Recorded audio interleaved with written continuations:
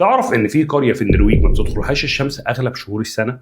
القرية اسمها رويكان، متحوطة بجبال وتلال عالية جدا لدرجة إن الشمس ما بتقدرش تدخل القرية نهائي من شهر أكتوبر لحد شهر مارس. الأطفال بتتولد وتكبر من غير ما يشوفوا شمس، والعيادات مليانة أشخاص بتشتكي من نقص فيتامين دي، وأشخاص تانية عندهم اكتئاب، وناس كتير قررت تسيب القرية وتمشي لأنهم مش قادرين يكملوا كده. بس الغريب إن في مهندس اسمه مارتن أندرسون من سكان القرية فكر في حل عبقري بمعنى الكلمة. قرر يحط مرايات ضخمة فوق قمم الجبال ورتبهم بترتيب بحيث إنها تعكس أشعة الشمس جوه القرية.